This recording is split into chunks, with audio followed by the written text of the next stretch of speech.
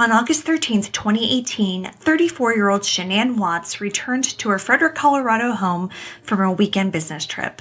She was coming back to her husband, 33-year-old Chris Watts, and their two daughters, 4-year-old Bella and 3-year-old Cece.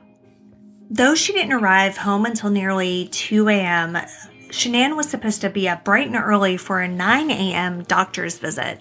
But when she didn't show up, her friend, Nicole Atkinson, who's actually the one who drove her home, sounded the alarm. And what followed was an intense missing persons investigation that only lasted about 3 days before the public and Shannan's family found out the horrible truth of what had happened to her. I'm Kona Gallagher. And I'm Ethan Flick. And this is And Then They Were Gone.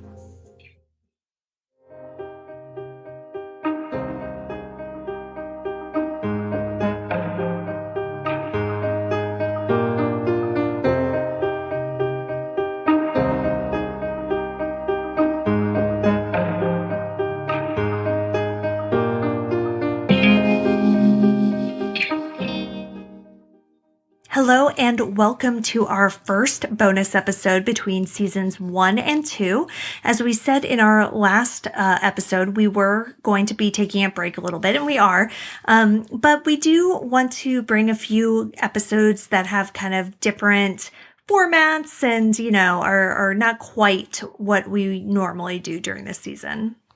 This week, we're actually doing something where we're talking about a Netflix documentary that I'm sure most of you have seen by now.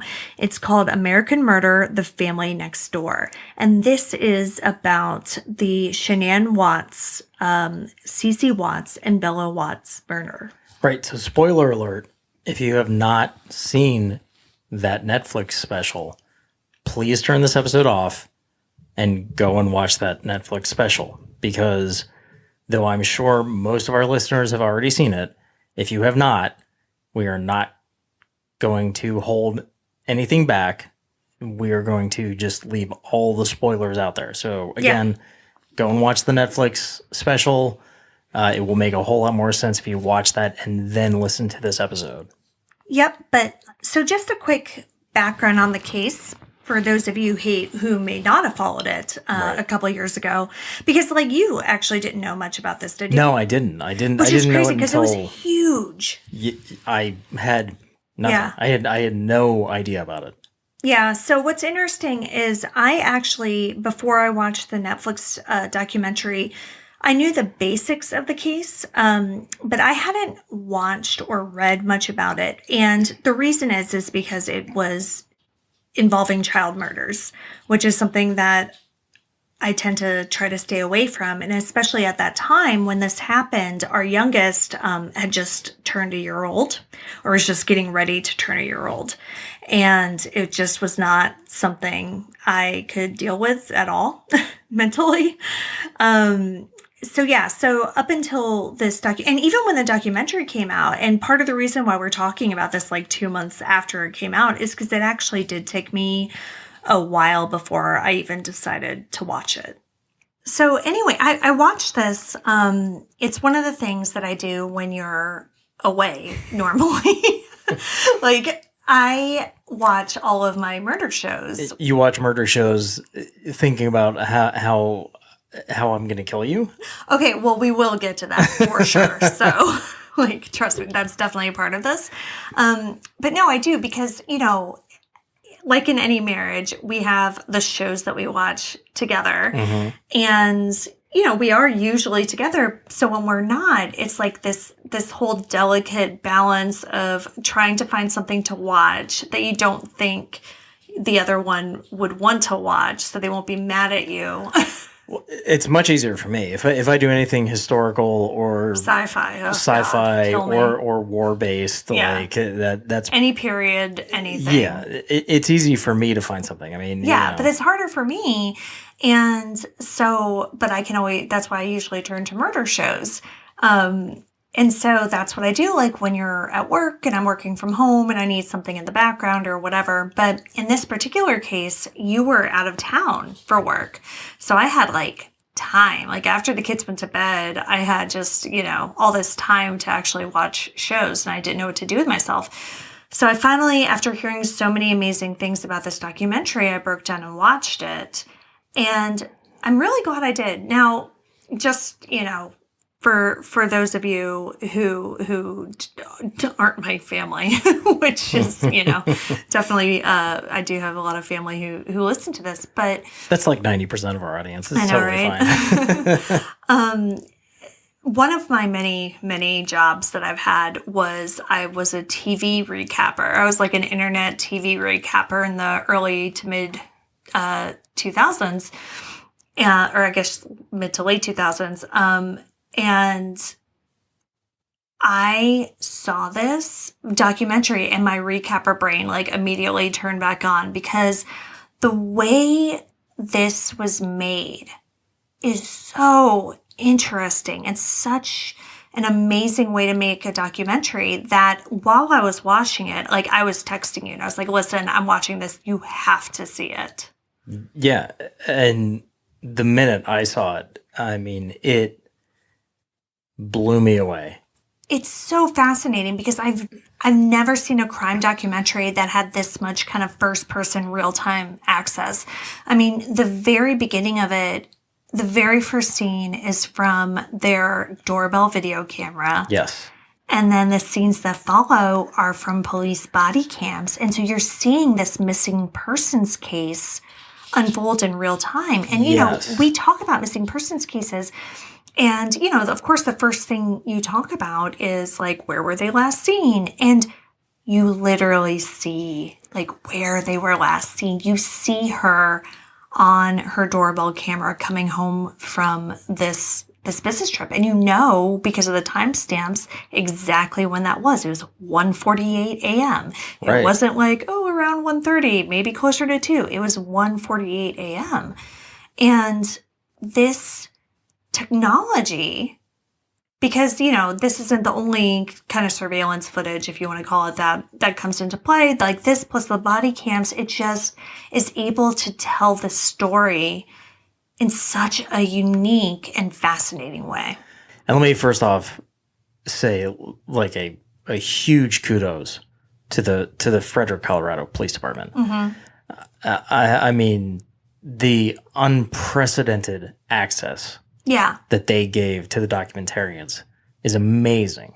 And seeing the footage, I completely understand why they did it. Because they look good. Oh my God. I mean, if you want to have a missing persons investigations, 101. Yeah. Look at this. Yeah, and I do want to talk to you a lot about the police response to this, because I think that's a really interesting part of this whole story. Yeah, it was amazing. Yeah, I mean, because really, you have a missing persons case that's solved in 3 days. Yeah. And that's not always what happens, as we've seen. I mean, we cover exclusively unsolved missing persons cases. And this very easily could have gone down that same path. Nobody would have found them. Yeah, for sure. Now, while the Frederick Police Department did do an excellent job, like, I don't want to understate that. I also don't want to understate what a dumb shit Chris Watts is. Yes. Yeah, so, absolutely. I mean, we really need to talk about what a fucking idiot Chris Watts is. And we'll delve into the psychology behind all of that. Yeah. And so this obviously this episode's different. I mean, one, because for the first time you actually knew what we were talking about before we started recording. Yeah. Like, we're kind of on the same page. You actually took notes. I don't have any notes for this. Like, you're the one who's coming. Oh no, I totally took notes. Yeah, you're the one who's coming prepared. I'm not. But I did still do a little bit of research just to get some information about the case that wasn't covered in the documentary. Mm-hmm.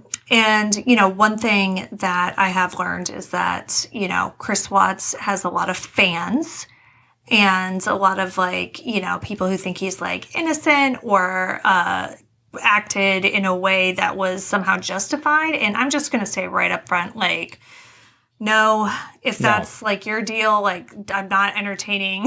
I'm not entertaining that. No, and if you are a listener of ours, Yeah. and this is a case you have followed and you think Chris Watts is innocent, you're out of your fucking mind. Yeah, like, Sorry. Also, this episode's going to have a lot more swears than most of our episodes, but that's because Chris Watts fucking sucks, and like everybody needs to know that. As I mentioned in the intro, Shannan Watts lived in Frederick, Colorado. So she and her husband Chris married in 2012, and they had 2 daughters, as I mentioned. Things for them weren't always easy. They got married, in North Carolina, where they're both from. So they, are both from the East Coast, moved all the way to Colorado, kind of left both of their families behind. Mm-hmm. I don't think they really knew anyone when they moved. And it was a big leap of faith. But I think they were ready for a change. So Shannan had been married previously, which is touched upon briefly in the documentary. She was divorced in 2009. So she got married like super, super young. Yeah. And it obviously didn't last long. So this was her second marriage. Now, Chris, in doing a little bit of, like I said, I did a little bit of background research just to get a little more information outside of the documentary. Chris was about a year younger than Shannan and was a very quiet, very introverted person. And like everybody who knew him said that. I mean, football coach, like friends, everybody. He really stuck to himself. He has a sister, an older sister who was kind of more of the social butterfly type, who had, tons of friends, tons of boyfriends, stuff like that. But he didn't. He said he didn't have a girlfriend like the entire time he was in high school. There were probably some underlying self-esteem issues there, but for the most part, he was just quiet. But everybody said he was super nice. Like he was just known as a very sweet, genuine guy, very intelligent. Apparently had a photographic memory. They got married. They moved to Colorado, but things were kind of bumpy because they didn't actually have like jobs when they moved to Colorado, it sounds like. Oh, really? Yeah, and so it was kind of tough for them to get started. And so why did they move out there, though? I forget. Like, I actually did read that at one point. It was like, I think one of them visited one time. I think Shannan visited one time and thought it was like really cool and just got him to move out there. Well, that also goes with a lot of my theories. But yeah. Go ahead. So they went out there, and at one point they both worked in sales at a Ford dealership. And I think that's really interesting because Shannan, her personality is definitely sales oriented. Yes. And I actually read something that I think it was on Reddit, but like they found reviews from the dealership where she worked, and she had like glowing customer reviews. Like people loved her, thought she was a great salesperson and was wonderful. And Chris worked there too, which I do find interesting because he is such an introvert. Not to say, like, so I'm in a sales position. I'm in real estate and I'm an introvert. And for years, I did think those two things were mutually exclusive.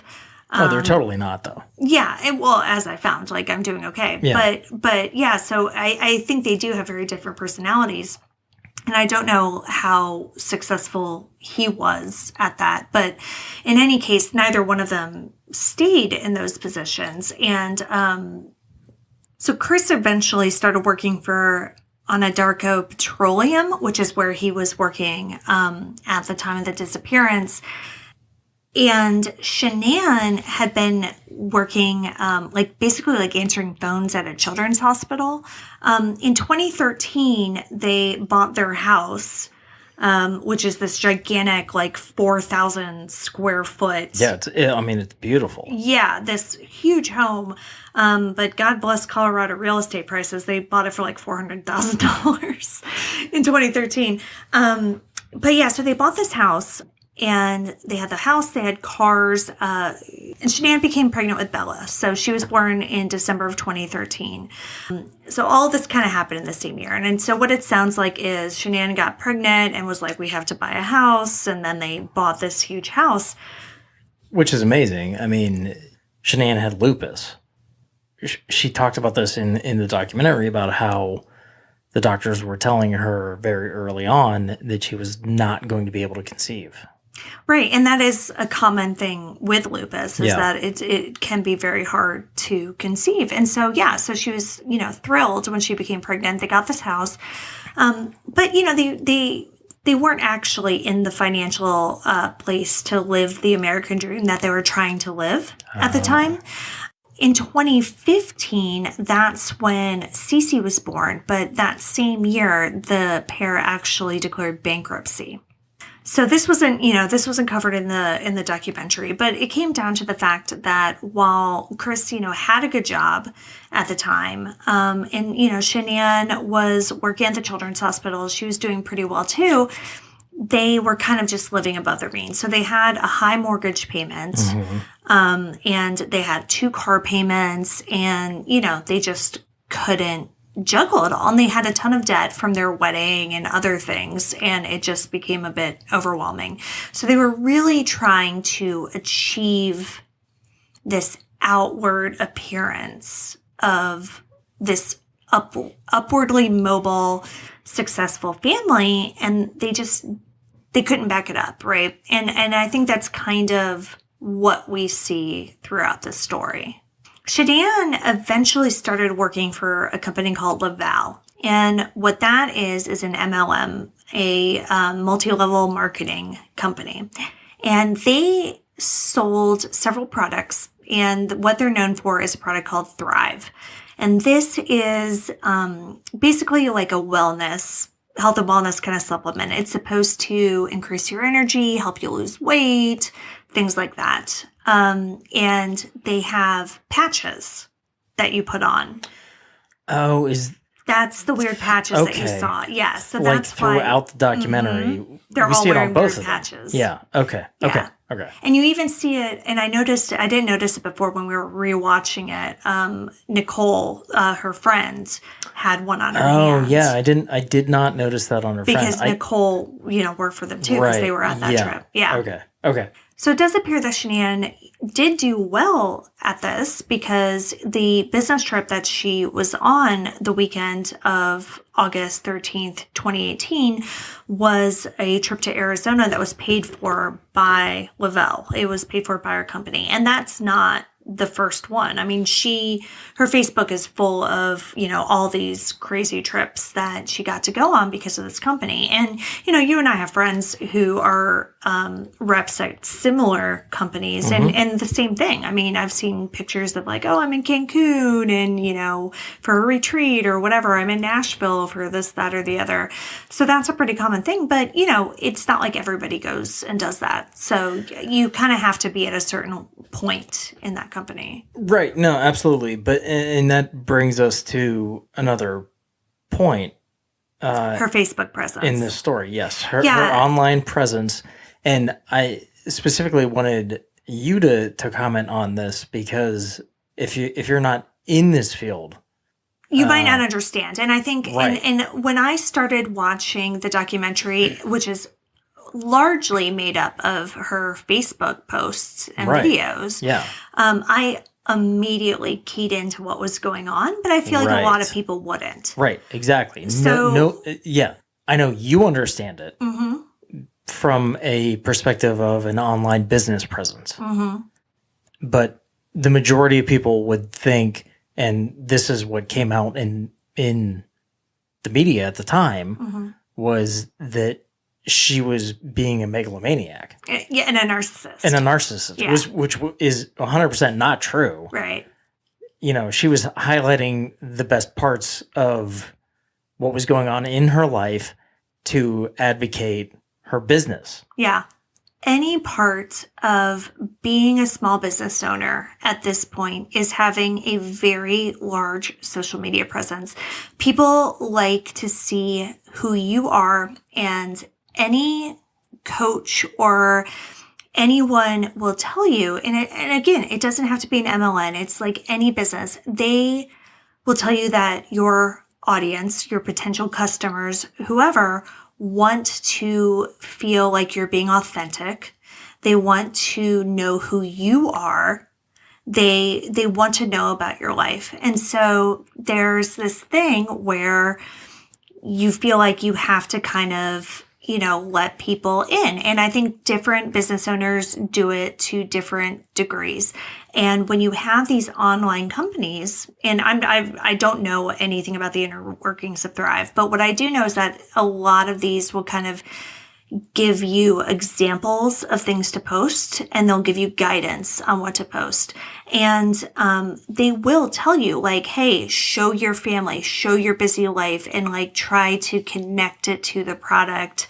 Because she talked, when she would talk about her lupus, it was like, I had no energy, like I have this illness, and then she was advocating the products that helped her with that. Yeah. No, absolutely. Yeah. And I have absolutely done this to an extent. I have taken videos of us apple picking and put it on my business page. Or dyeing Easter eggs. Dyeing Easter eggs, absolutely. Hey, look, 100%, I did not want to be in any of those videos.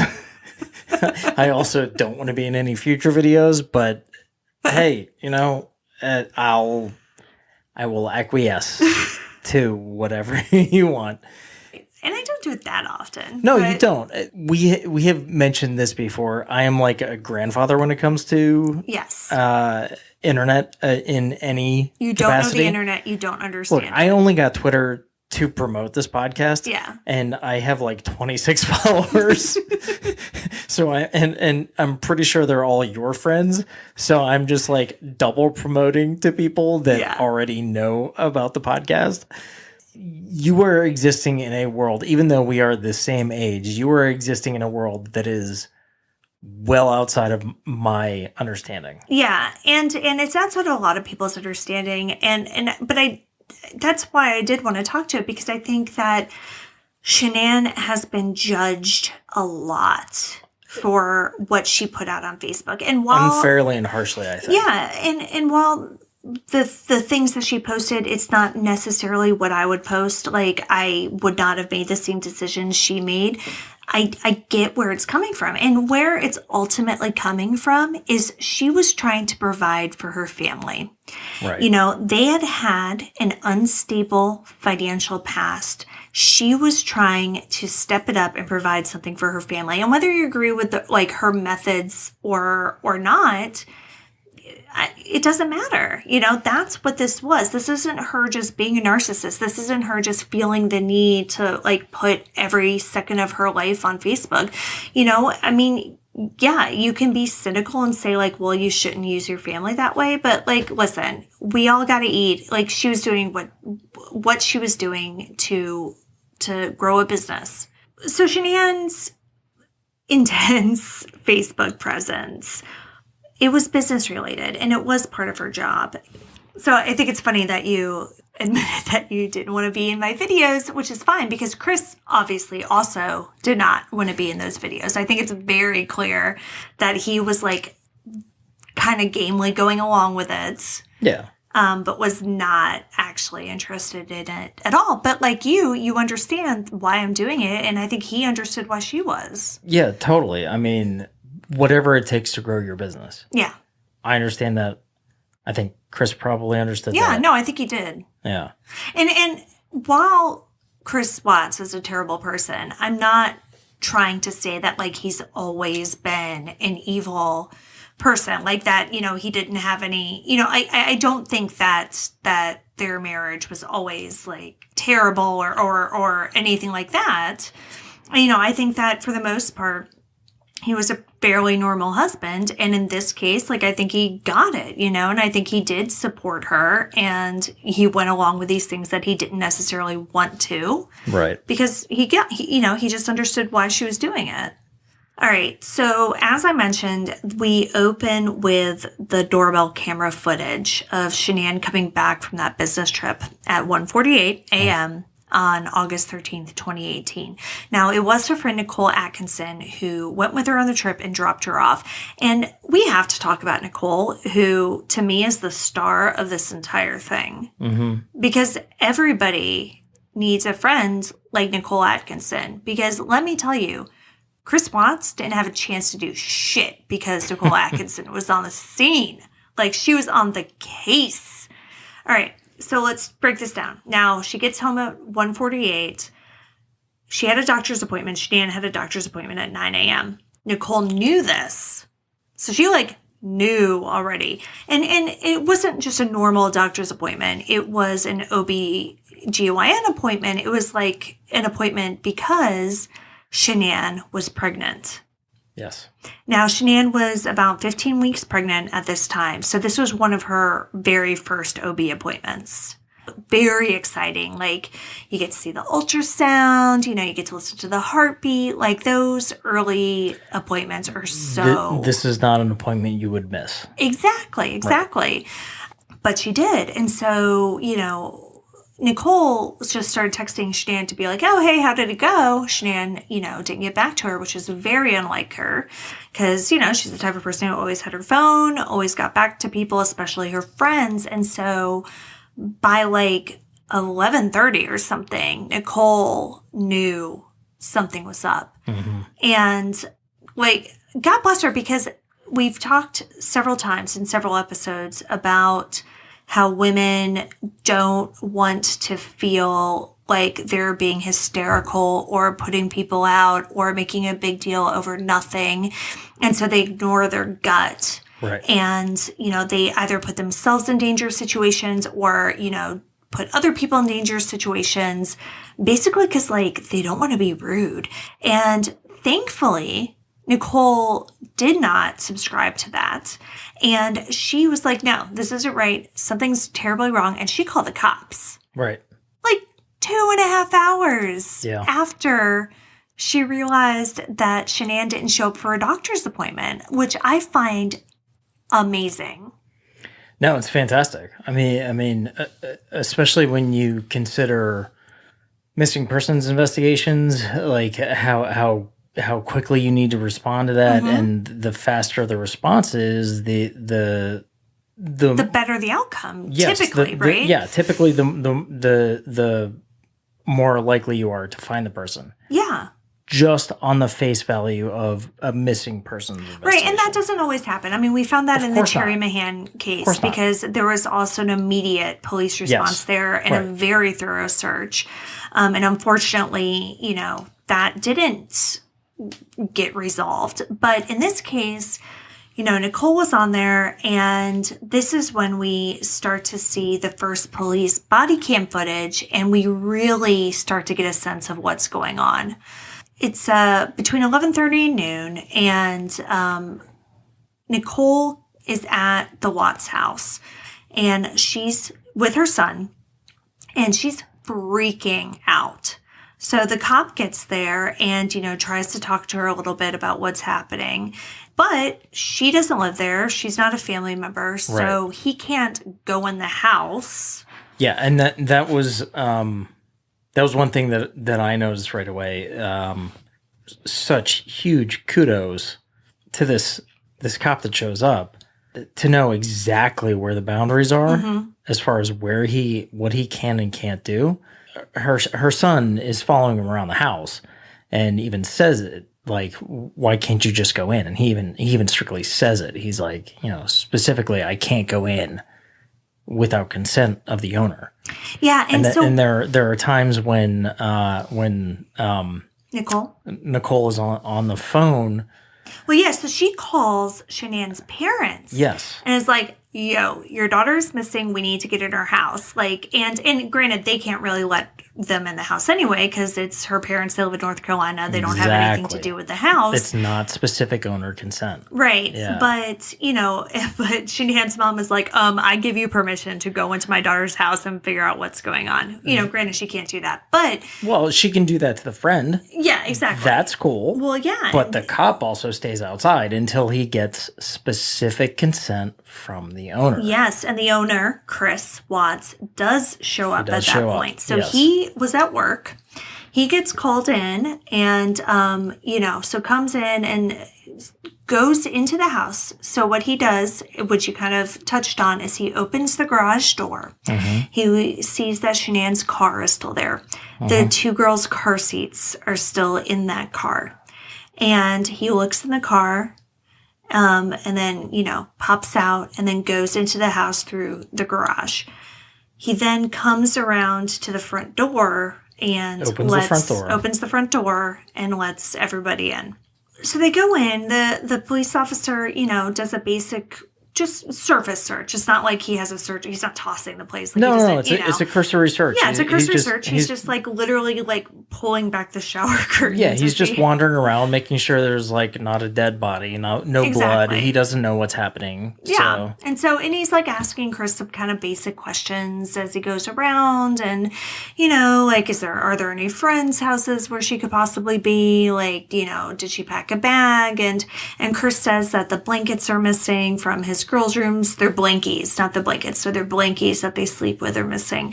So he mentions that, and while they're there, I believe it's actually Nicole's son who finds Shannan's phone, and they find her phone, which is turned off. Mm-hmm. And they turn it back on, and Chris says something like, "Oh man, this is her lifeline. Like, when this turns on, it's going to blow up with messages." And sure enough, it does.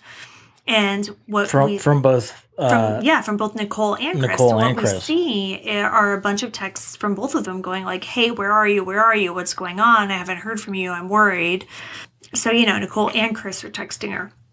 Now, Chris says he also finds Shannan's wedding ring in their bedroom, which she, usually wore. So he brings that out as like, oh my goodness, this is weird. At this point, Chris is acting concerned about, 1, the fact that her phone's there, 2, the fact that the wedding ring is there, and 3, the fact that the girls' blankies are missing. What he's kind of saying a little bit is like, oh, maybe, Shannan kind of walked away and whatever. That's kind of seems like the seed he's trying to plant at that point. Right. But you noticed something really interesting. Well, right away, the body cam footage shows the cop going into their bedroom, and the bed isn't just unmade. It's stripped. It's stripped. Yeah. There's nothing on the bed. Mm-hmm. Maybe like a mattress protector or something. Like there's something on the bed. Sure, but there's no sheets. Yeah. There's no blanket. Yeah. No pillows. It's not. It didn't look like it was unmade from a hasty retreat from the house. I find it interesting that the police officer doesn't mention that when he's looking through. Like, I don't know, because that would stick out to me. I think if I were seeing that and there was a missing person, that the bedding's all gone, I would have at least asked a question. Maybe. I think. I don't know. Maybe he was holding back. Yeah, maybe. Maybe he saw it, realized it, and was holding back for the investigators to be like, hey, what's up? That might be a token to bring up later during the investigation, during the questioning. Yeah. The next thing that happens is they go to the neighbor's house to see if he saw anything. And this guy is my second favorite person in this documentary. Okay, so this guy's name is Nate. And he, like a lot of us, has surveillance cameras outside of his house. And, he was like, oh yeah, let me show you what I saw. And, trying to just be a very helpful person. Like, he's obviously kind of freaked out by the cops being in his house and this woman who lives next door going missing. And so he shows the surveillance footage that he has from that morning. And he sees Chris's truck and he's like, yeah, see, you can see him here, blah, blah, blah, blah, blah. Backing up into their driveway. Mm-hmm. Yeah, and, and Chris is like, oh, yeah, like, I stopped parking in the garage because, I don't know. Like, he had this whole reason about, like, why his car was there instead of where it normally is, and something about people, like, things getting stolen out of cars.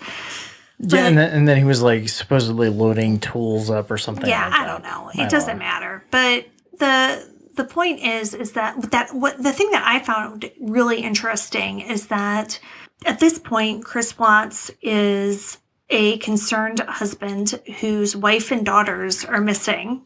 Right. And this neighbor is showing surveillance footage that could possibly show something, whether it's Shannan leaving of her own free will or somebody like coming to get her or whatever it is.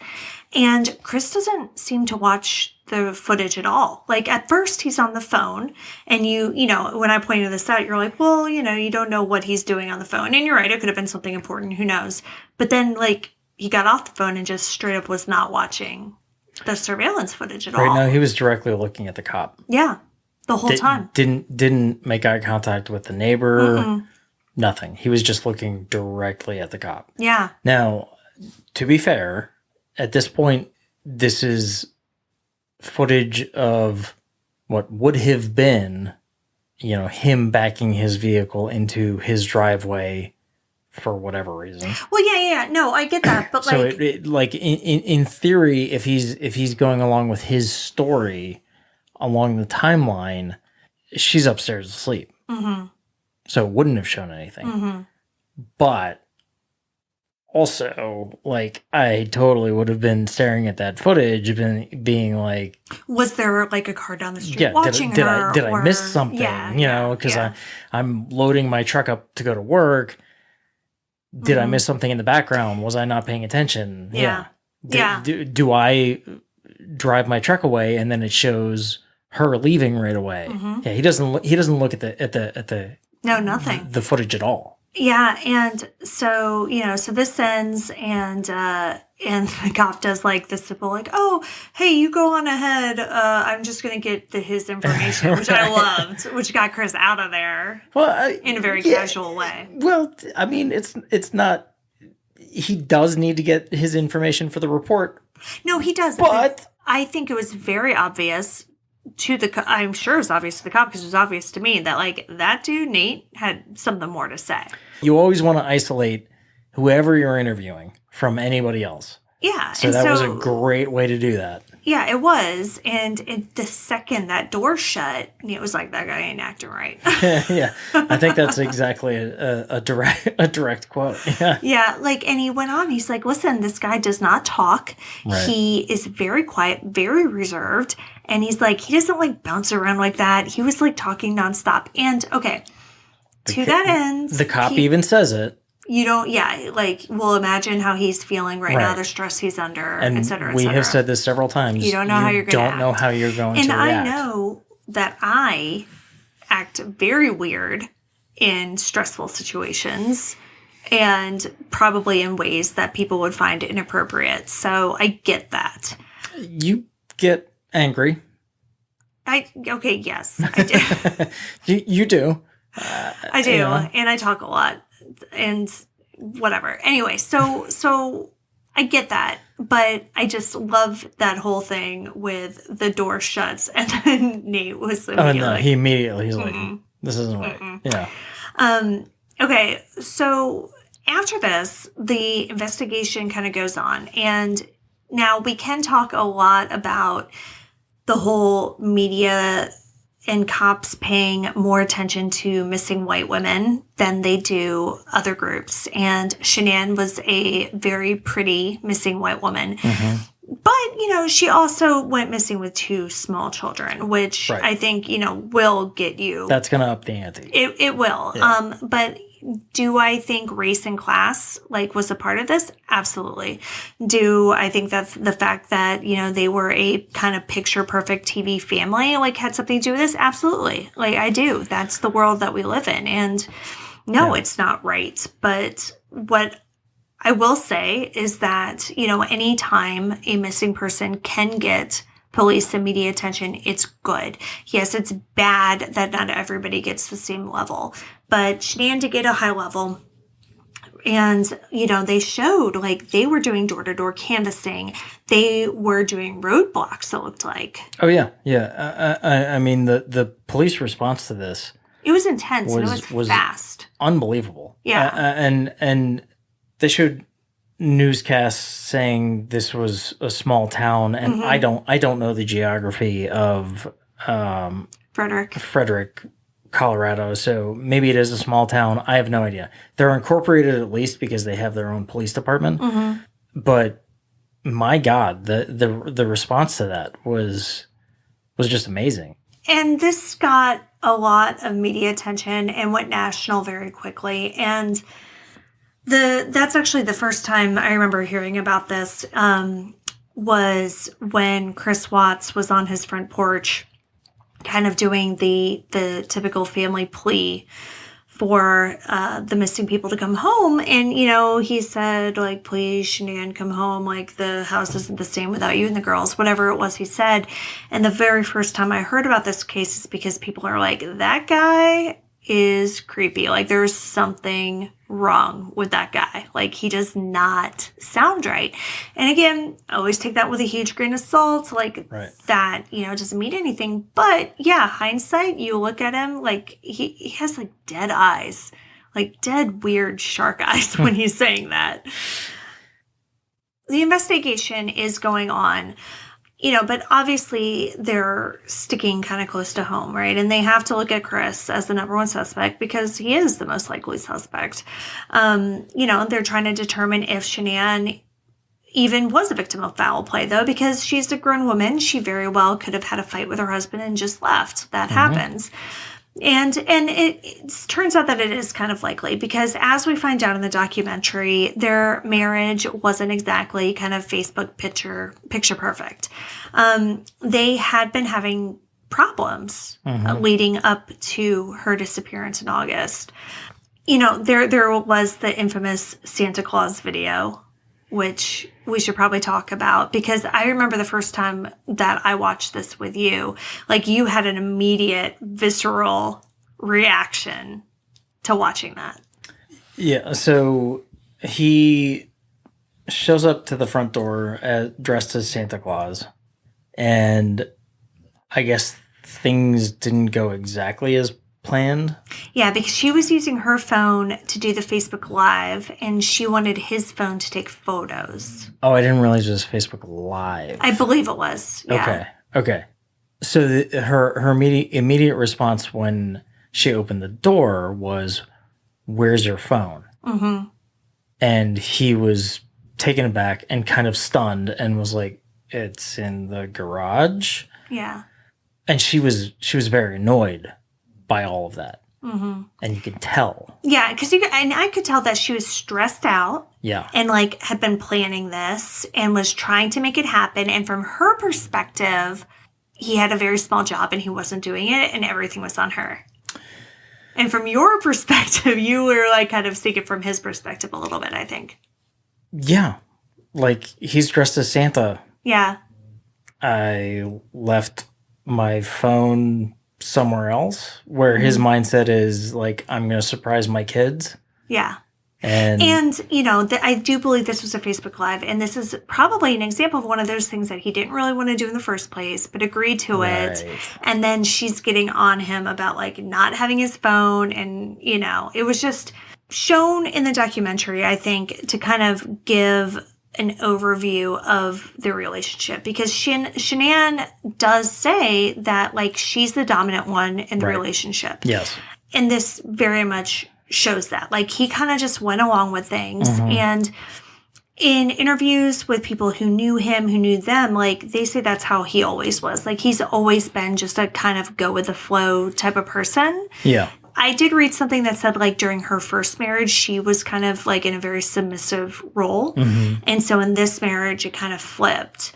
And that their marriage, Shannan and Chris's marriage, really reflected and mirrored Shannan's parents' marriage, where Shannan's father was kind of more submissive and Shannan's mother was the one who was kind of, you know, the driving force in the marriage. And so, you know, that's definitely at play throughout this entire thing. And yeah. Right. And the documentary even goes into it at a certain point, talking about Chris's mom being the dominant one in the family and described as controlling. Yeah. And psychologically speaking, going from his perspective, because that led to a downfall in their relationship, was that Chris's parents did not necessarily approve of Shannan. Yeah, and that's because they said she was controlling and she was taking him away from them.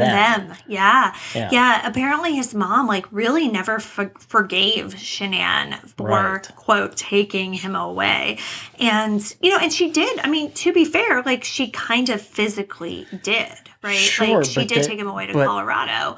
But those competing viewpoints show the same dominant personality coming to a head. Yeah. You know, so you have somebody that is controlling in Chris's life, mom, and then Shannan comes in and is a controlling person in Chris's life, and then Chris and Shannan leave. And that did lead to many problems throughout their marriage. I mean, it started at the very beginning when Chris's parents didn't even show up to their wedding. Right. And I mean, that is huge. To just say you're straight up not coming to the wedding because you don't approve. I mean, that's a bold statement. And, you know, I don't know how you can really expect to kind of have a happy, like, kind of family situation after that. But apparently they did, because that summer, Shannan actually decided to go to North Carolina for 6 weeks to visit both of their families. So she was primarily going to visit her own family, but, you know, Chris's family lived right there, and she was with the grandkids, and, you know, all the grandparents want to see the grandkids. But there was an incident where Chris's mom had some sort of nut, I don't remember if it was peanuts or cashews or whatever it was, that she knew that one of the kids was allergic to, and had it there anyway. And Shannan freaked out and basically thought it wasn't just there. Like, she fed it to the kids. No, she wasn't. No. Because Shannan was on the kids like a hawk. Like, she doesn't just allow, like, things to be fed. No. If she had fed it, like, it would have been like really bad. No, it didn't get to that point. Okay. But Shannan was like, what are you doing? Like, she could literally die. You know, what are you thinking? And Chris's mom, like, was one of those people who's like, oh, I'm sure it's not that big of a deal. Like, I'm sure the allergy isn't that big of a deal. And so that kind of led to, like, this huge blow up where Shannon's like, listen, you can't be around my kids anymore. And, you know, she was looking to her husband to kind of back her up, and he just kind of didn't. It's not like he sided with his parents either. He just kind of let it go. He just didn't get involved at all. Okay, so it's important to note that we are not villainizing anybody at this point, aside from Chris. Chris's mom seemed to be controlling. Shannan seemed to be controlling. So from a psychological perspective from Chris, it seems as though the way he has lived his life, as everybody has described him, being the type of person that doesn't talk a lot, doesn't really, he's maybe introverted, whatever. He just kind of goes with the flow of whatever the current authority figure is. Yeah. So being caught between two authority figures, i.e. his mom and his wife, he probably just kind of acquiesced to both of them, said whatever he needed to say to both of them to get them off of his back, to kind of keep the peace. I mean, not that it was successful at all. Well, no, but that's, you know. But no, I think you're absolutely right. I think that's what he was trying to do. And that kind of goes with his personality. Yeah, he's kind of like conflict averse and would just rather go along with something that he doesn't necessarily, like, want to go along with rather than fight about it. And I don't think he wanted to fight with his mom or his wife. And this develops later. This is the psychology that develops later into what probably led to him, spoiler alert, killing his wife.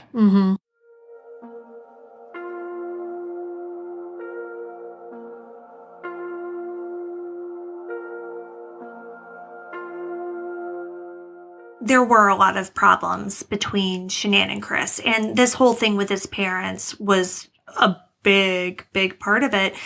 You know, but a lot of it was just normal kind of marriage stuff. It was distance, right? Like, you saw in the documentary that Shannan was just complaining that Chris felt distant, that it was emotionally one-sided, the relationship, that it was all Shannan putting in the effort, that he wasn't. And he kept on saying, and I think what you just brought up is really interesting, where you were kind of saying that he was just saying whatever he needed to say to like avoid a conflict. And thinking about that, looking back on the texts that you see in the documentary, where he's like, "Oh no, baby, like it's not it. I'm so sorry." He was you're placating. Yeah, exactly. Like it's all just like he's saying what he thinks she needs to hear to not be mad at him.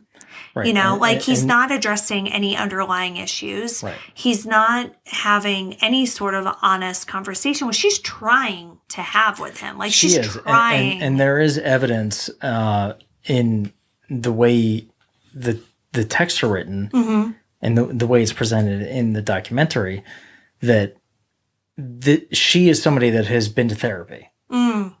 Because some of the phrases that she mentions in text, whether it's to Chris or to her friend, it's always centered around like, I know that I'm pushy. I realize that, and I realize that I need to work on that, and that's not something that does not come about without self-reflection. And I don't think you get to that point where you realize your flaws without going to therapy.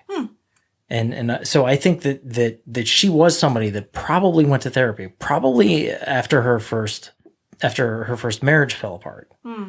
So I think she knows psychologically, like, I realize I am controlling to an extent. I'm overbearing, however you want to describe it, but I'm working on that. And she keeps coming back around to inviting him back in. Yeah. And I think that's something that I don't think Chris was familiar with. So I don't know whether he knew how to take that. I think that he is the type of person just judging on again, I don't know his family history. I'm going strictly off of what I saw on the Netflix special. It looks to me like he is somebody that was controlled and was used to just burying his feelings and going along with whatever was happening and compartmentalizing so that he could get by however he could.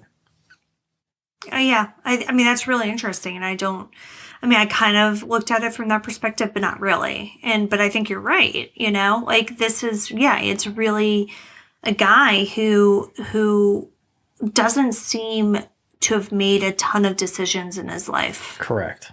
Right. He's just whatever kind of people told him to do, he just did. Right. I think it's clear that Shannan's trying to have conversations with him. He's not receptive to them, whether he doesn't care or more likely he just doesn't know how to do it. He doesn't know how to process it. Yeah. Right.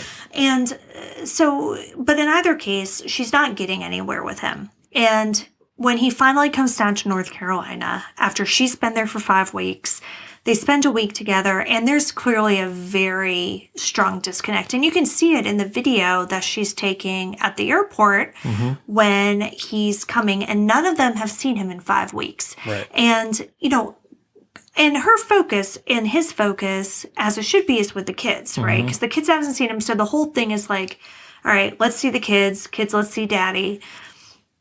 And that's great. But like, he barely even says hi to her, and she obviously notices that, and she talks about that in texts with a friend later.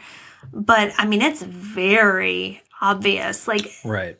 I mean, you and I, and they've been married at this point around the same amount of time you and I have been married. 6, 7 years, whatever it is, 5, 6, I don't know how long they've been married or how long we've been married for that matter. But everything's a blur at this point. Who knows? Somewhere between 1 and 100. But we've never been apart for nearly that long. But no. I can't imagine. I mean, I can imagine, like, yes, kids first, but then also like, hey. Yeah. No, totally. Hi, I haven't seen you in 5 weeks. Like, what's up? And yeah, there's like a very clear chasm in their marriage at that point. And, you know, this apparently continues for that whole week they're together in North Carolina. Like, you know, they're at the beach. It's just not going well. Like, there's this distance. She doesn't know why. She kind of thinks that maybe he's cheating, but also says to her friend, like, that probably can't be it because he has no game. Yeah, and we can get into that with his whole weight loss and everything else. Yeah, so too. let's actually, I think now is actually a good time to start getting into that. Yeah. So let's talk about that. Now, Chris, over the past year, like it was really just that year. I mean, this wasn't a super long-term thing. Like it was a fairly sudden transformation. The weight loss? Yeah, a lot of it, he actually does attribute to those Thrive patches. He kept on wearing them and was like, oh my God, I can't stop moving. I can't stop like working out. I can't stop like vacuuming the house, you know. He said it gave him a ton of energy. He worked out constantly. Like he had this like big, this whole routine, right? And I have read some things about these patches. I'm not saying, I don't know, like please, LaVille, don't sue me or whatever. But like some of the reviews say that like it makes them feel very speedy. Oh. And just a little like, yeah, crazy. So regardless, he was using these. He was exercising all the time. He lost a ton of weight. He got ripped. And He did, yeah. And when I'm watching it for the first time and you're out of town and, you know, listen, we're all in quarantine.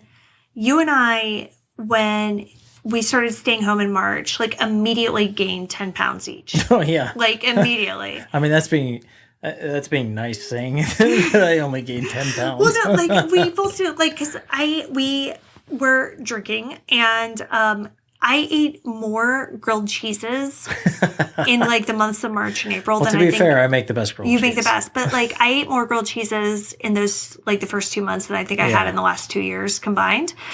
And so we both gained weight. And so like it's been like a whole thing, you know, because we couldn't go to the gym and we were just eating all the time. And it was this whole thing. And we got the Peloton and whatever. But we've been having a lot of conversations of like, oh, like we need to like eat better. We need to work out more. We need to do this, that, and the other. And then you're out of town. I'm watching this documentary. This dude who's, you know, a dad, like starts getting ripped. Yeah, okay, but he dropped like 90 pounds. Okay, whatever. I don't care how many pounds he dropped. He got ripped. Like he had a crazy six pack. Yeah. He had like whatever muscles there are. I don't know.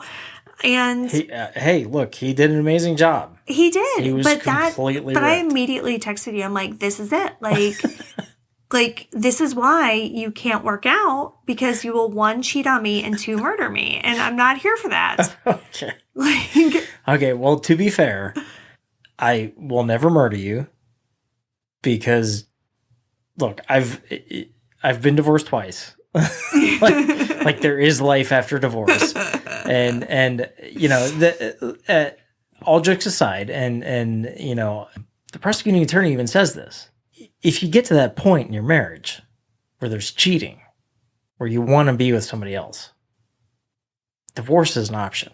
Yeah, no, you cannot trust a dad with that many abs. Like, you just can't. Like, you know that there's something shady going on. Like, there's no way that dude's just, like, an okay, like, upstanding guy. Like, there's just zero. I'm not saying they're always murderers. I'm saying there's always something wrong with them, though. Always. I'll keep that in mind. I'll you know, adjust my workout schedule accordingly. Yeah.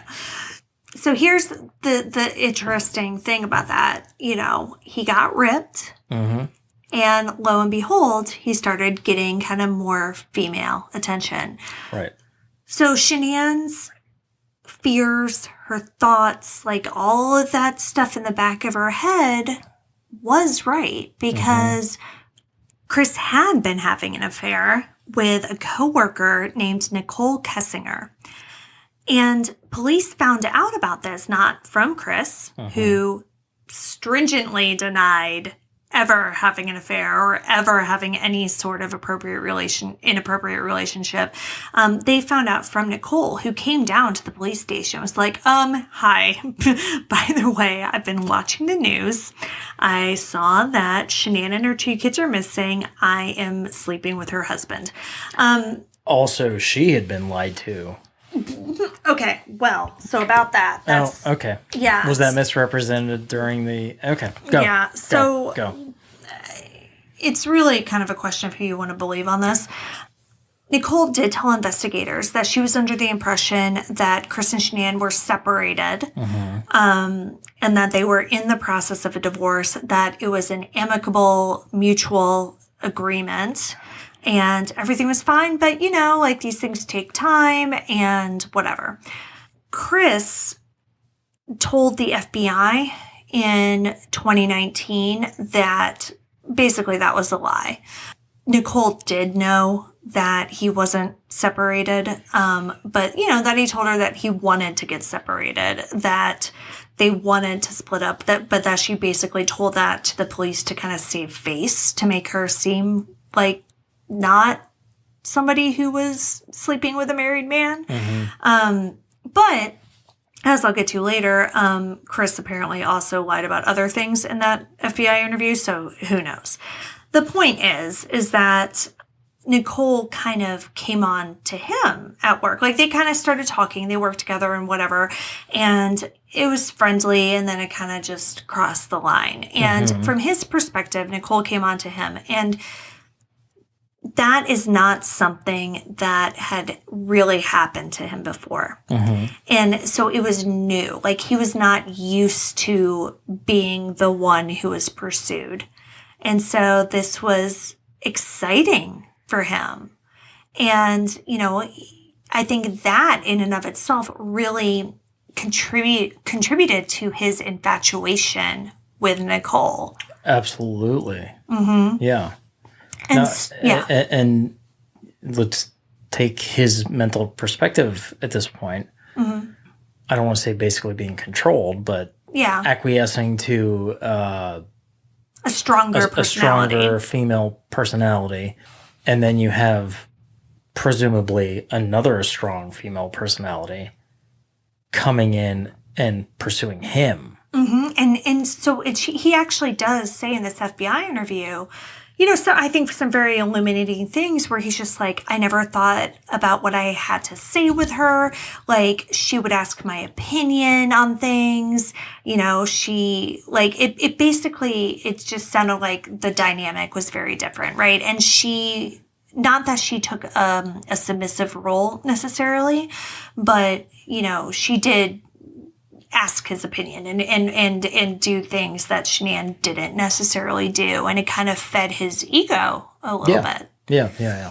And so you've got this guy who's, in his mid-30s who is, who's recently changed his appearance, who is experiencing this female attention from an attractive woman, and that's not in a way that he hasn't experienced it before. Right. And and suddenly he's starting to think, oh my goodness, there's a whole new world out here.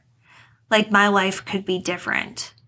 You can understand where he's coming from, where he could get enticed by that. Well, absolutely. And I think what's also important to know, and what is not actually explicitly covered in the documentary, is the timeline. So this relationship between him and Nicole was very hot and heavy, very fast. And it just started up coincidentally right before Shannan took the girls to North Carolina. So Chris meets this woman at work, things start happening, and then all of a sudden he doesn't have a wife or kids to deal with on a daily basis. And also he's experiencing the pressure of having a third child coming. Yeah. And that's relatively new around that same point. Exactly. Yeah. So like, he had just found out that Shannan was pregnant at this point. So then he's got this third baby on the way. He has 2 kids. He's got this wife. They're all gone. And all of a sudden, it's just him and this new woman who, like, tells him how hot he is all the time and, like, thinks that he's interesting and probably laughs at all his dumb jokes and, like, is giving him the stuff that his wife isn't giving him. And because his wife isn't there, So I read this in a separate thing, and this isn't said in the documentary. He basically spent that entire 5 weeks, like every single night at her apartment. Yeah, and the documentary kind of alludes to it, but it doesn't specifically say that. Of course. And so I think what happens in this, 5-week period where Shannan's in North Carolina is he just kind of is in this alternate reality, right? So he's in this alternate reality where he's free of a wife and kids, and he can do what he wants, and he can be with this woman, and he doesn't have those daily responsibilities. Right. And, you can see how that's appealing. Yeah. And the thing is like, he just doesn't seem to come back to earth.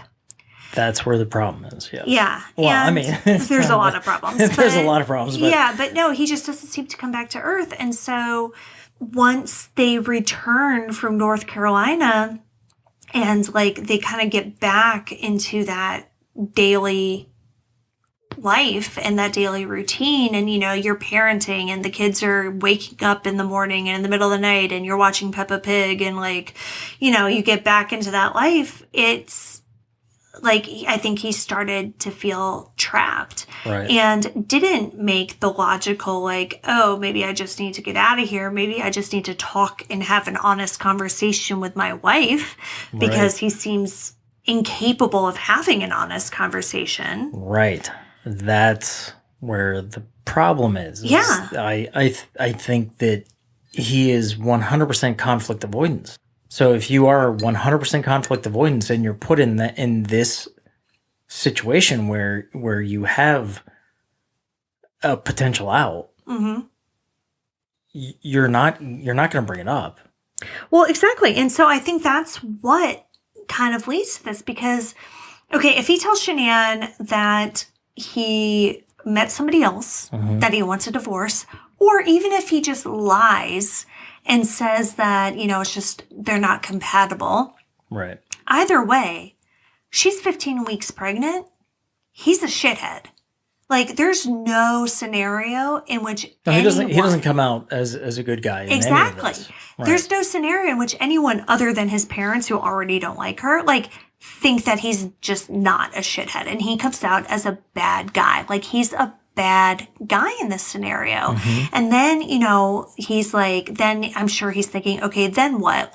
How does this work financially? What do we do with the house? What do we do with the kids? And it's all just answers that he doesn't have. And so what I think happens, whether it's consciously or subconsciously at this point, is if they were just gone, then everything would be fine. Everything could go back to the way it was in the 5 weeks when they were in North Carolina. I wouldn't be the bad guy. They would be gone, and I could live my life.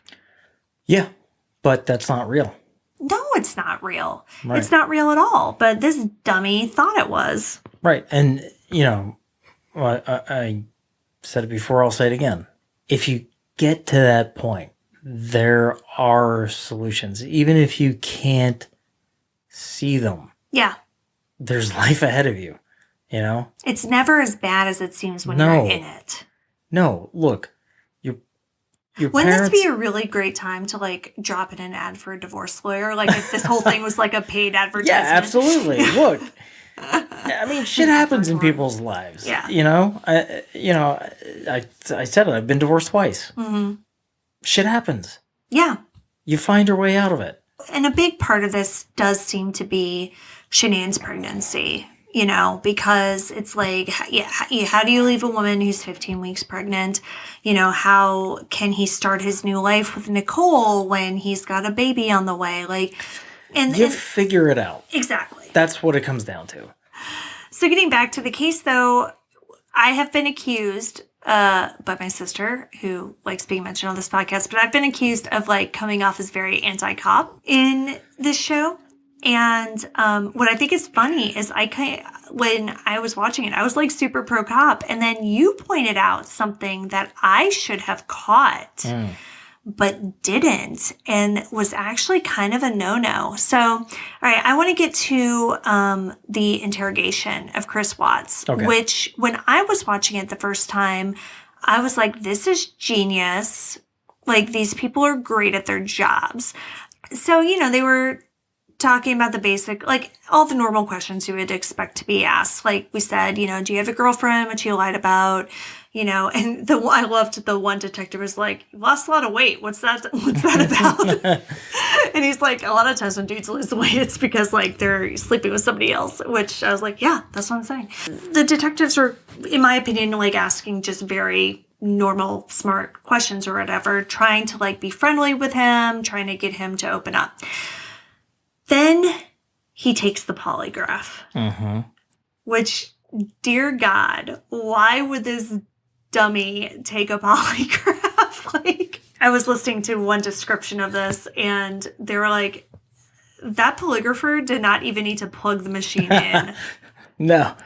Oh my God, it was such a disaster. And I've said this before. I said in the Tony Sharpless case when her friend like volunteered to take a polygraph, like, I've never murdered anybody, but I can 100% guarantee that if I took a polygraph, I would admit, like I would 100% be found guilty of killing somebody. Like, I would fail any polygraph so badly. And so this ding dong did murder people and still agreed to take it. Thinking what? I don't know. I don't know. He was a hot mess. Probably thinking that he was going to be able to pass it, and that would suck. Which, given the fact that he like doesn't show emotion, or if he didn't pass it, at the very least, he could be like, "Well, I didn't," because we know polygraphs are not admissible in court. Yeah, of course. So he could, at the very least, be like, "Well, I didn't." He could use that saying, I was willing to take a polygraph. Right. One of the things I wanted to mention was, because I took notes while we were watching this, and you said it specifically about the weight loss. They already knew that he had been cheating. Yeah.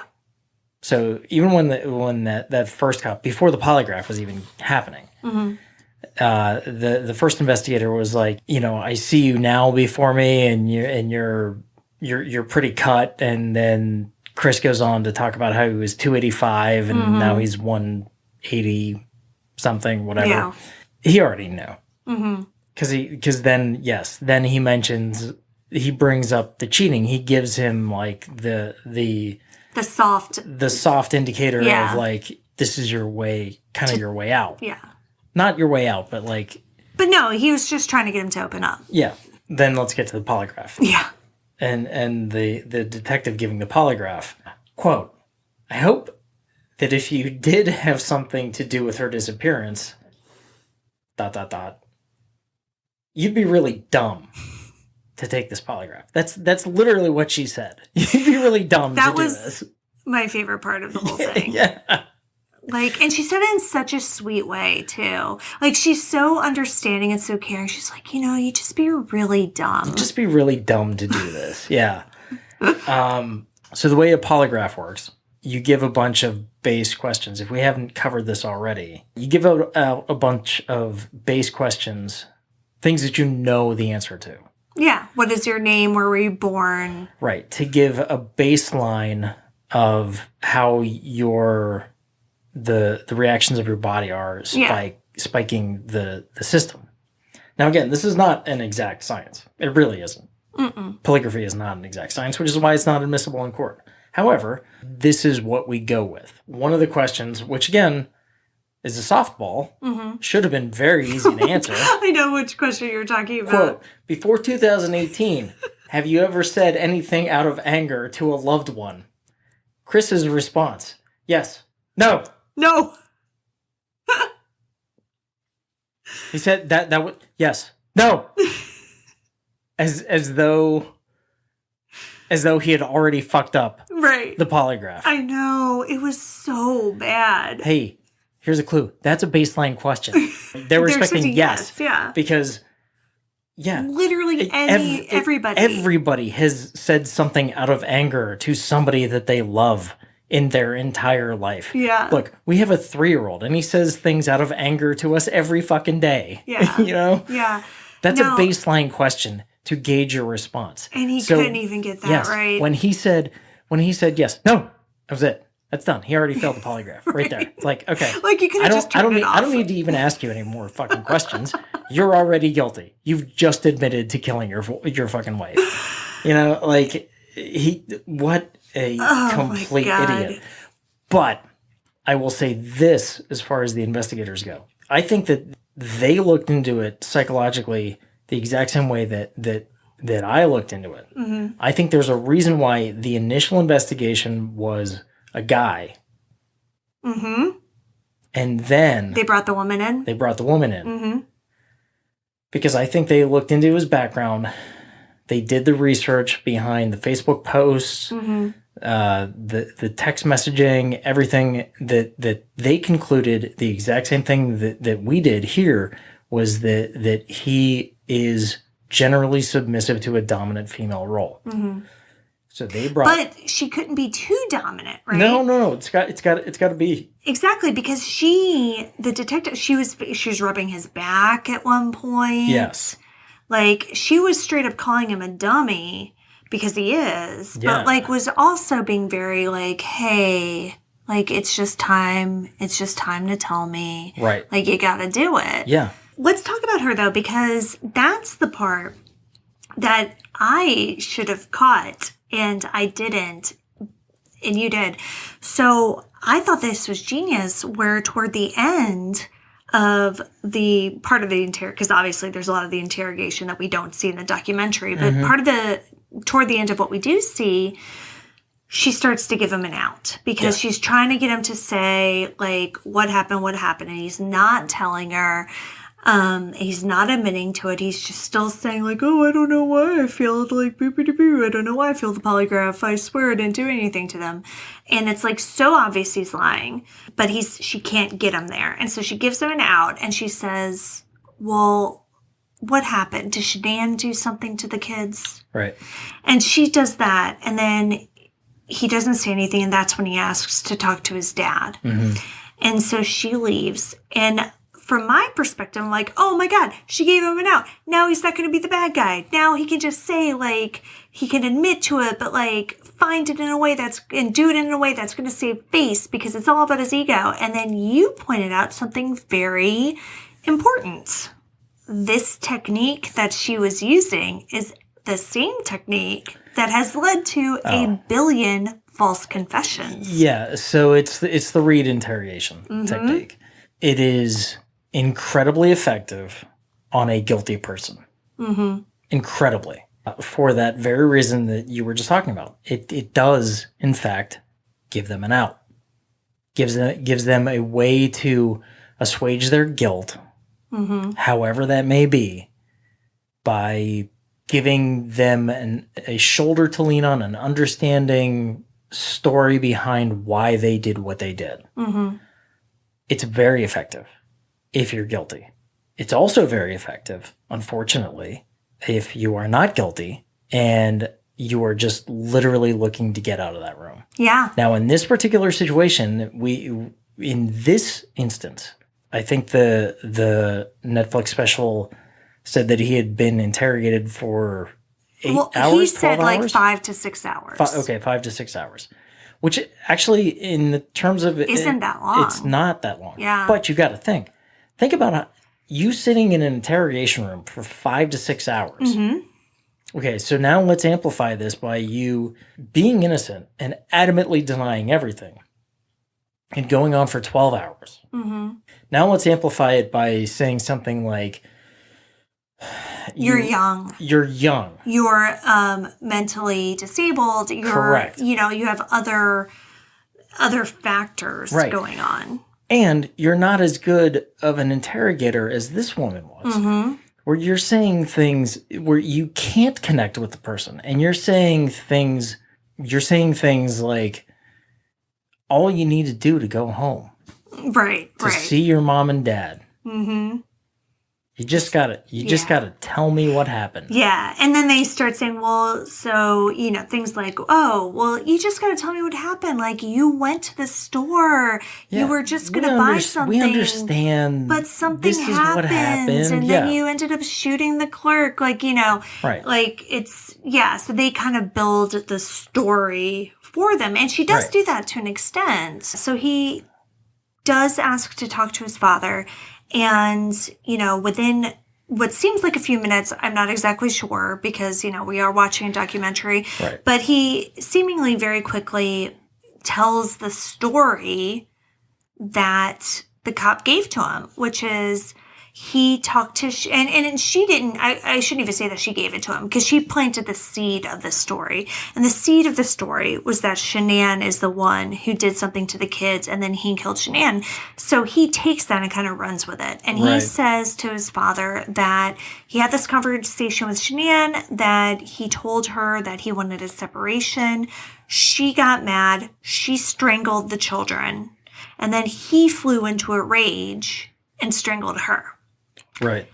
And, the dad's like, oh, wow, yeah. Like, he had a very, very calm reaction to all this. Yeah, so that's the reason why I wanted you to find out what he did for a living, because it almost seemed like when he got into the room that he kind of planted the seed also of, did Shannan do something to the kids? Right. And I think... but I don't think that has anything to do with what he did for a living. I think it has everything to do with the fact that... that he wanted to protect his son? No, I think he genuinely doesn't think that he could have done anything wrong. He's seen Shannan as a villain for years. Oh, that's true. And so he's thinking, so in his mind, that probably is the most logical conclusion, that Shannan did something to drive him to this. Yeah. And so I think that's kind of where he was coming from in that moment. But so anyway, so he tells that story. But whatever it is, bullshit story or not, it's enough. It's enough of a confession that, it's over. He's going to jail. So... the whole proceeding starts, things go on, his story evolves. Although I do want to say, first, before this interrogation ends, that detective was like, are you sure this is really what you want to do? You want to go out and publicly say that your wife killed your children? Because she was even though she's the one who kind of gave him that idea, she's still like, are you really going to be this much of a piece of shit? And he's like, yes. I was born in the shadows. I'm going to be this piece of shit forever. And he does. And so he goes out and that's his story, that Shannan killed the kids. He killed Shannan because he was, avenging his children's death or whatever. So that's what it goes. He goes to trial. Then he ends up pleading guilty. Right. And he ends up pleading guilty, for several reasons that he says. But in the course of pleading guilty, he admits that he killed all of them. Right. The initial story that he gives is basically that Shannan came home. They ended up having sex. Then they fell asleep. The next morning, she woke up and he was just feeling like, oh, I can't do this anymore. He has the conversation about wanting a separation. She, freaks out, whatever it is, and then he ends up strangling her.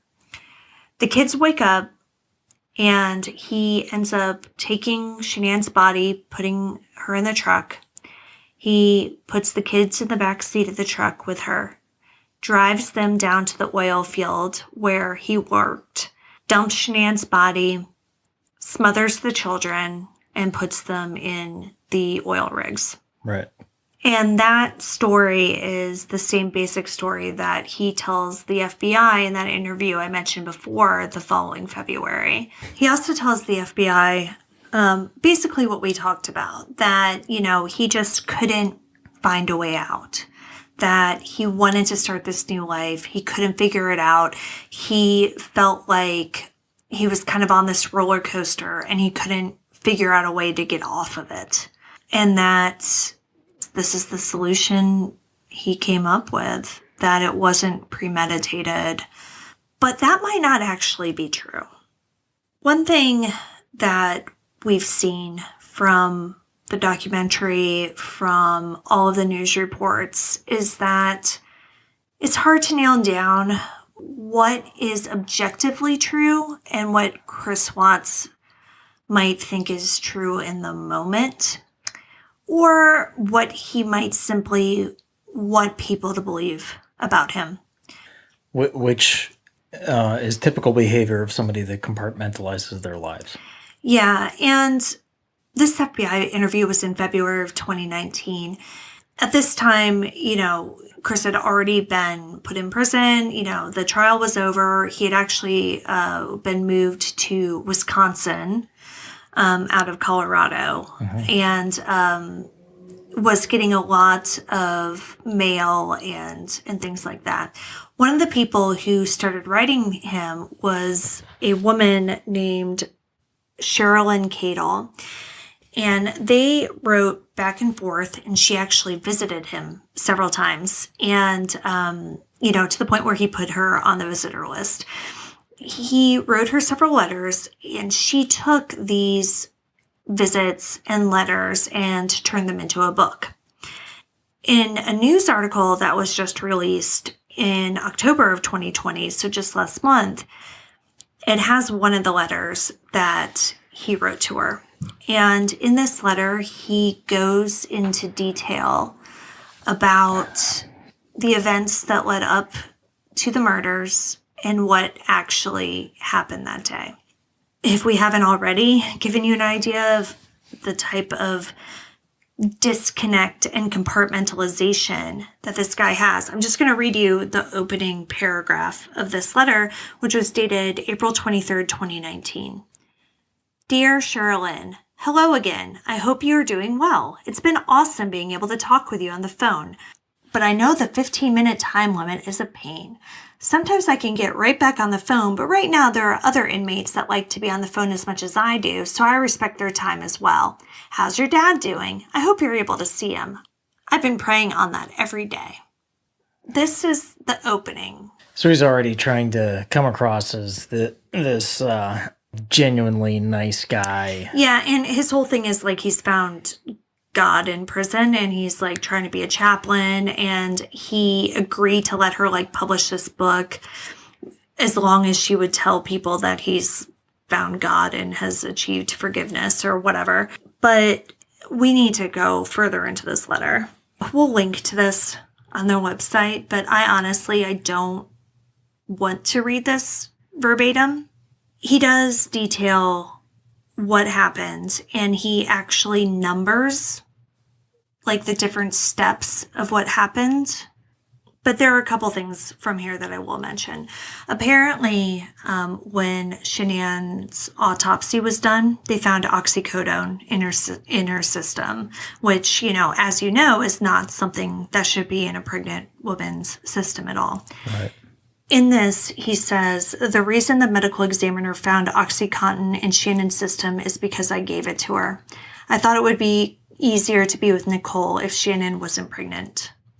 So he gave her Oxy basically in hopes of inducing a miscarriage. So he says that he gave it to her that night. See, this is the thing, because he even contradicts himself. Cadle asked him about the claims, because I guess this had already been kind of like public, and he said that he had given it to her twice initially. So once at her parents. So when they were in North Carolina, he gave it to her to try to make her have a miscarriage. And then he says, oh wait, no, I only gave it to her once. It's worth noting, drugs of that nature only stay in your system for 72 hours. It's not like weed that stays in your system for a month.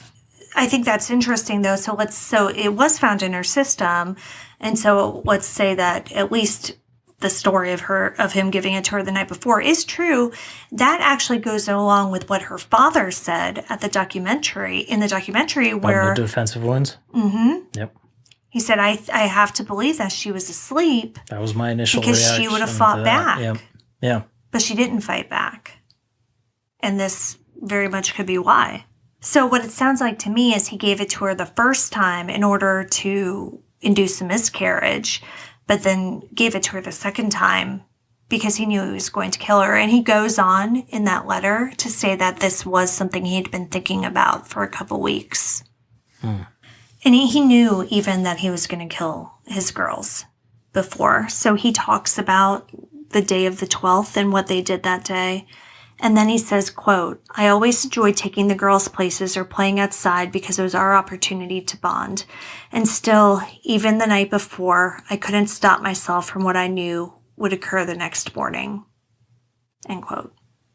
But the worst part of what he reveals in this letter is that the order that he told the interrogators isn't the actual order of what happened, according to this. He said that it wasn't Shannan that he killed first, that he went into his girls' rooms and he smothered them both with a pillow. He went back to his room, he killed his wife, but then his girls woke up.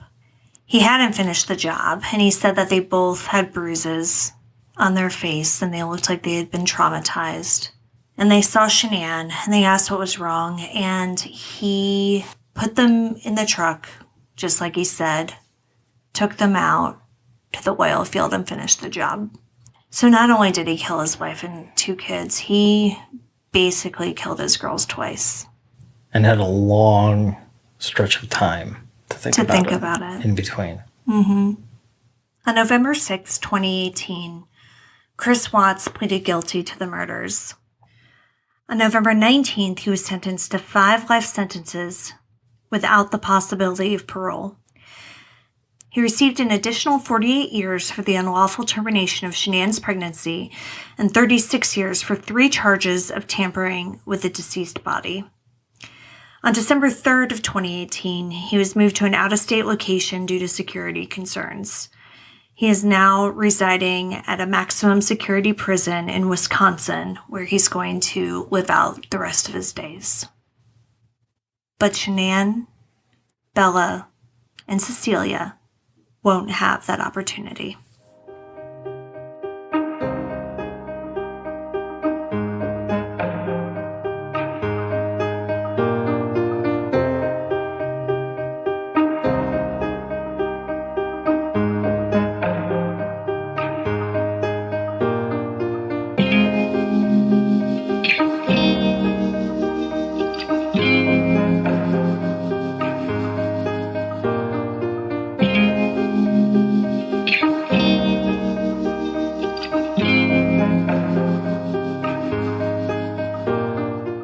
You can see all of the sources for this episode, along with photos and videos, on our website, andthentheywere.gone.com. And be sure to follow us on social, And Then They Were Gone Pod on Facebook and at ATTWG Pod on Instagram and Twitter. If you like what we're doing, please subscribe and consider leaving a 5-star review on Apple Podcasts. It will help new listeners find us, and the more people that listen, the more chances we have of bringing someone home. And Then They Were Gone is hosted by Kona Gallagher and Ethan Flick. All research, writing, and editing is done by Kona Gallagher. Theme music is The Stork by Ketsa. Additional music is provided by Kai Engel. And Then They Were Gone is a Little Monster production. Hey, you can do it!